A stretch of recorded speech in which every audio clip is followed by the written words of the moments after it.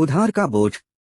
एक बार किसी वित्तीय समस्या में फंसकर तेनालीराम ने राजा कृष्णदेव राय से कुछ रुपए उधार लिए थे। समय बीतता गया और पैसे वापस करने का समय भी निकट आ गया, परंतु तेनाली के पास पैसे वापस लौटाने का कोई प्रबंध नहीं हो पाया था। सो उसने उधार चुकाने से बचने के लिए एक योजना बनाई। एक दिन राजा को तेनालीराम की पत्नी की ओर से एक पत्र मिला। उस पत्र में लिखा था कि तेनालीराम बहुत बीमार हैं।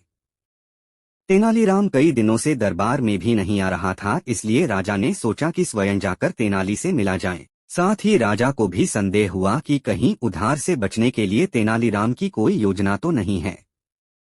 राजा तेनालीराम के घर पहुंचे। वहां तेनालीराम कंबल ओढ़कर पलंग पर लेटा हुआ था। उसकी ऐसी अवस्था देखकर राजा ने उसकी पत्नी से कारण पूछा। वह बोली, महाराज, इनके दिल पर आपके दिए हुए उधार का बोझ है। यही चिंता इन्हें अंदर ही अंदर खाए जा रही है और शायद इसी कारण ये बीमार हो गए। राजा ने तेनाली को सांत्वना दी और कहा, तेनाली, तुम परेशान मत हो, तुम मेरा उधार चुकाने के लिए नहीं बंधे हुए हो। चिंता छोड़ो और शीघ्र स्वस्थ हो जाओ। यह सुन तेनालीराम पलंग से कूद पड़ा और हंसते हुए बोला, महाराज, धन्यवाद। यह क्या है तेनाली? इसका मतलब तुम बीमार नहीं थे। मुझसे झूठ बोलने का तुम्हारा साहस कैसे हुआ? राजा ने क्रोध में कहा। नहीं नहीं महाराज, मैंने आपसे झूठ नहीं बोला, मैं उधार के बोझ से बीमार था। आपने जैसे ही मुझे उधार से मुक्त किया, तभी से मेरी सारी चिंता खत्म हो गई और मेरे ऊपर से उधार का बोझ हट गया। इस बोझ के हटते ही मेरी बीमारी भी जाती रही और मैं अपने को स्वस्थ महसूस करने लगा। अब आपके आदेशानुसार मैं स्वतंत्र, स्वस्थ व प्रसन्न हूँ। हमेशा की तरह राजा के पास कहने के लिए कुछ न था। वे तेनाली की योजना पर मुस्करा पड़े।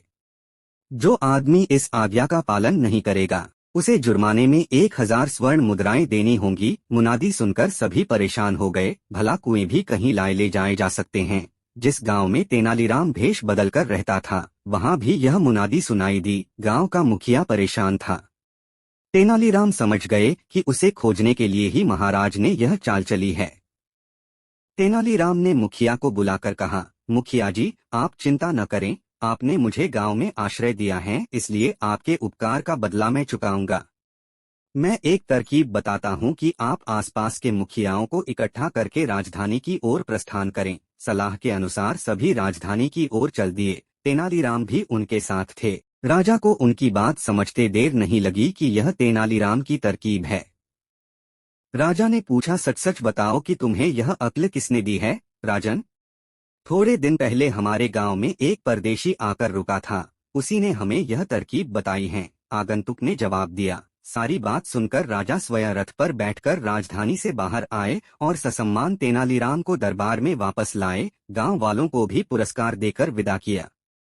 राजधानी के बाहर पहुंचकर वे एक जगह पर रुक गए। एक आदमी को मुखिया का संदेश देकर राजदरबार में भेजा। वह आदमी दरबार में पहुंचा और तेनालीराम को राय के अनुसार बोला, महाराज, हमारे गांव के कुएं विवाह में शामिल होने के लिए राजधानी के बाहर डेरा डाले हैं। आप मेहरबानी करके राजकीय कुएं को उनकी अगवानी के लिए भेजें ताकि हमारे गांव के कुएं ससम्मान दरबार के सामने हाजिर हो सकें। राजा को उनकी बात समझते देर नहीं लगी कि यह तेनालीराम की तरकीब है। राजा ने पूछा, सच सच बताओ कि तुम्हें यह अक्ल किसने दी है? राजन, थोड़े दिन पहले हमारे गांव में एक परदेशी आकर रुका था, उसी ने हमें यह तरकीब बताई है। आगंतुक ने जवाब दिया। सारी बात सुनकर राजा स्वयं रथ पर बैठकर राजधानी से बाहर आए और ससम्मान तेनालीराम को दरबार में वापस लाए। गांव वालों को भी पुरस्कार देकर विदा किया। कुत्ते की दुम सीधी। एक दिन राजा कृष्णदेव राय के दरबार में इस बात पर गर्मागर्म बहस हो रही थी कि मनुष्य का स्वभाव बदला जा सकता है या नहीं। कुछ का कहना था कि मनुष्य का स्वभाव बदला जा सकता है, कुछ का विचार था कि ऐसा नहीं हो सकता, जैसे कुत्ते की दुम कभी सीधी नहीं हो सकती। राजा को एक विनोद सूझा। उन्होंने कहा, बात यहाँ पहुंची कि अगर कुत्ते की दुम सीधी की जा सकती है तो मनुष्य का स्वभाव भी बदला जा सकता है, नहीं तो नहीं बदला जा सकता। राजा ने फिर विनोद को आगे बढ़ाने की सोची। बोले, ठीक है, आप लोग यह प्रयत्न करके देखिए। राजा ने 10 चुने हुए व्यक्तियों को कुत्ते का एक एक पिल्ला दिलवाया और 6 मास के लिए हर मास 10 स्वर्ण मुद्राएं देना निश्चित किया। इन सभी लोगों को कुत्तों की दुम सीधी करने का प्रयत्न करना था। इन व्यक्तियों में एक तेनालीराम भी था। शेष 9 लोगों ने इन 6 महीनों में पिल्लों की दुम सीधी करने की बड़ी कोशिशें की। एक ने पिल्ले की पूंछ के छोर को भारी वजन से दबा दिया ताकि इससे दुम सीधी हो जाए। दूसरे ने पिल्ले की दुम को पीतल की एक सीधी नली में डाले रखा। तीसरे ने अपने पिल्ले की पूंछ सीधी करने के लिए हर रोज पूंछ की मालिश करवाई। छठे सज्जन कहीं से किसी तांत्रिक को पकड़ लाए, जो कई तरह से उटपटांग वाक्य बोलकर और मंत्र पढ़कर इस काम को करने के प्रयत्न में जुटा रहा।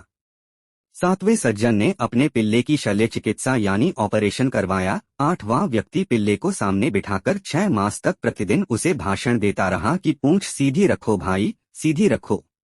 9वां व्यक्ति पिल्ले को मिठाइयां खिलाता रहा कि शायद इससे यह मान जाए और अपनी पूंछ सीधी कर ले। पर तेनालीराम पिल्ले को इतना ही खिलाता जितने से वह जीवित रहे। उसकी पूंछ भी बेजान सी लटक गई, जो देखने में सीधी ही जान पड़ती थी।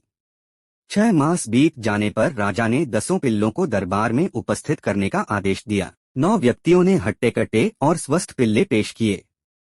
जब पहले पिल्ले की पूंछ से वजन हटाया गया तो वह एकदम टेढ़ी होकर ऊपर उठ गई। दूसरी की दुम जब नली में से निकाली गई वह भी उसी समय टेढ़ी हो गई। शेष 7 पिल्लों की पूंछें भी टेढ़ी ही थीं। तेनालीराम ने अपने अधमरासा पिल्ला राजा के सामने कर दिया।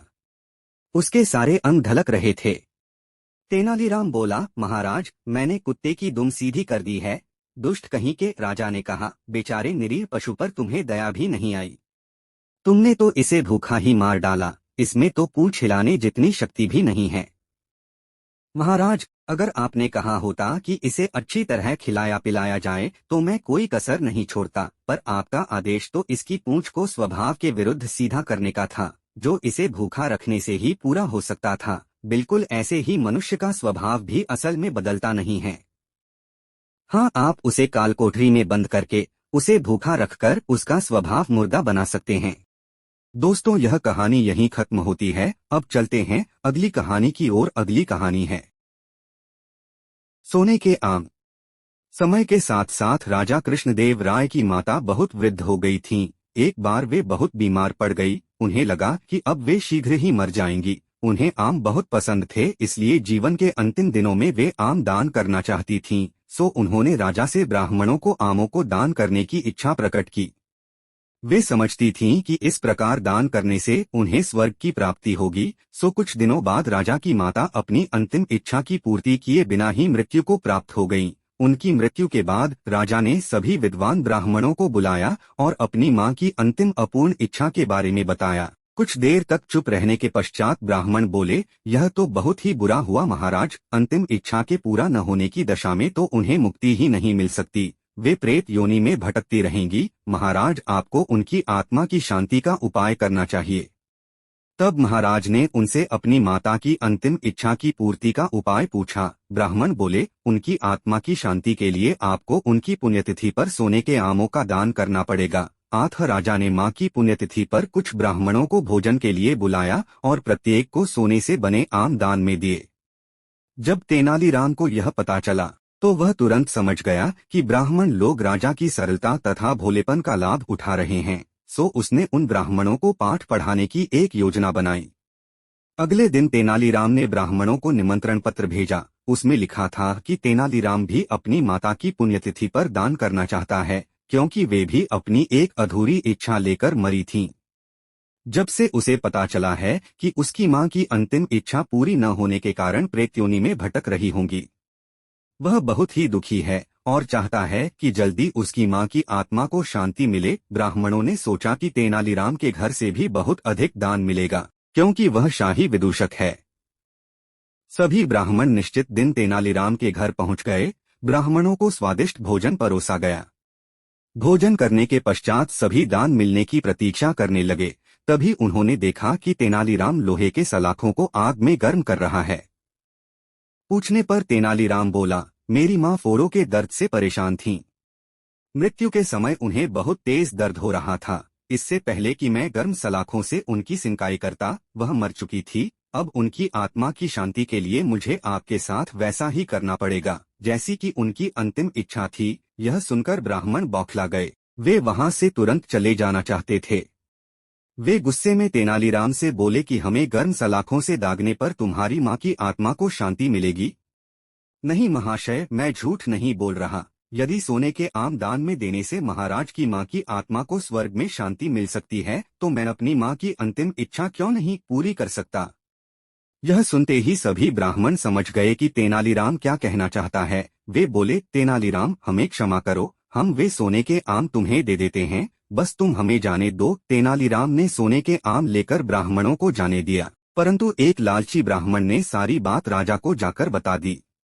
यह सुनकर राजा क्रोधित हो गए और उन्होंने तेनालीराम को बुलाया। वे बोले, तेनालीराम यदि तुम्हें सोने के आम चाहिए थे तो मुझसे मांग लेते, तुम इतने लालची कैसे हो गए कि तुमने ब्राह्मणों से सोने के आम ले लिए। महाराज, मैं लालची नहीं हूँ, अपितु मैं तो उनकी लालच की प्रवृत्ति को रोक रहा था। यदि वे आपकी माँ की पुण्यतिथि पर सोने के आम ग्रहण कर सकते हैं, तो मेरी माँ की पुण्यतिथि पर लोहे की गर्म सलाखें क्यों नहीं झेल सकते। राजा तेनालीराम की बातों का अर्थ समझ गए। उन्होंने ब्राह्मणों को बुलाया और उन्हें भविष्य में लालच त्यागने को कहा। जादुई कुएं। एक बार राजा कृष्णदेव राय ने अपने गृहमंत्री को राज्य में अनेक कुएं बनाने का आदेश दिया। गर्मियां पास आ रही थीं, इसलिए राजा चाहते थे कि कुएं शीघ्र तैयार हो जाएं ताकि लोगों को गर्मियों में थोड़ी राहत मिल सके। गृहमंत्री ने इस कार्य के लिए शाही कोष से बहुत सा धन लिया। शीघ्र ही राजा के आदेशानुसार नगर में अनेक कुएं तैयार हो गए। इसके बाद एक दिन राजा ने नगर भ्रमण किया और कुछ कुओं का स्वयं निरीक्षण किया। अपने आदेश को पूरा होते देख वे संतुष्ट हो गए। गर्मियों में एक दिन नगर के बाहर से कुछ गांव वाले तेनालीराम के पास पहुंचे। वे सभी गृहमंत्री के विरुद्ध शिकायत लेकर आए थे। तेनालीराम ने उनकी शिकायत सुनी और उन्हें न्याय प्राप्त करने का रास्ता बताया। तेनालीराम अगले दिन राजा से मिले और बोले, महाराज, मुझे विजयनगर में कुछ चोरों के होने की सूचना मिली है। वे हमारे कुएं चुरा रहे हैं। इस पर राजा बोले, क्या बात करते हो तेनाली, कोई चोर कुएं को कैसे चुरा सकता है। महाराज, यह बात आश्चर्यजनक जरूर है, परंतु सच है। वे चोर अब तक कई कुएं चुरा चुके हैं। तेनालीराम ने बहुत ही भोलेपन से कहा। उसकी बात को सुनकर दरबार में उपस्थित सभी दरबारी हंसने लगे। महाराज ने कहा, तेनालीराम, तुम्हारी तबीयत तो ठीक है, आज कैसी बहकी भकी बातें कर रहे हो। तुम्हारी बातों पर कोई भी व्यक्ति विश्वास नहीं कर सकता। महाराज, मैं जानता था कि आप मेरी बात पर विश्वास नहीं करेंगे, इसलिए मैं कुछ गांव वालों को साथ साथ लाया हूं। वे सभी बाहर खड़े हैं। यदि आपको मुझ पर विश्वास नहीं है तो आप उन्हें दरबार में बुलाकर पूछ लीजिए। वे आपको सारी बात विस्तार पूर्वक बता देंगे। राजा ने बाहर खड़े गांव वालों को दरबार में बुलवाया। एक गांव वाला बोला, महाराज, गृहमंत्री द्वारा बनाए गए सभी कुएं समाप्त हो गए हैं, आप स्वयं देख सकते हैं। राजा ने उनकी बात मान ली और गृहमंत्री तेनालीराम कुछ दरबारियों तथा गांव वालों के साथ कुओं का निरीक्षण करने के लिए चल दिए। पूरे नगर का निरीक्षण करने के पश्चात उन्होंने पाया कि राजधानी के आसपास के अन्य स्थानों तथा गांवों में कोई कुआं नहीं है। राजा को यह पता लगते देख गृहमंत्री घबरा गया। वास्तव में उसने कुछ कुओं को ही बनाने का आदेश दिया था। बचा हुआ धन उसने अपनी सुख सुविधाओं पर व्यय कर दिया। अब तक राजा भी तेनालीराम की बात का अर्थ समझ चुके थे। वे गृहमंत्री पर क्रोधित होने लगे। तभी तेनालीराम बीच में बोल पड़ा, महाराज, इसमें इनका कोई दोष नहीं है। वास्तव में वे जादुई कुएं थे जो बनने के कुछ दिन बाद ही हवा में समाप्त हो गए। अपनी बात समाप्त कर तेनालीराम गृहमंत्री की ओर देखने लगा। गृहमंत्री ने अपना सिर शर्म से झुका लिया। राजा ने गृहमंत्री को बहुत डांटा तथा उसे 100 और कुएं बनवाने का आदेश दिया। इस कार्य की सारी जिम्मेदारी तेनालीराम को सौंपी गई। वीडियो पसंद आई हो तो वीडियो को लाइक करें और चैनल को सब्सक्राइब करें। धन्यवाद।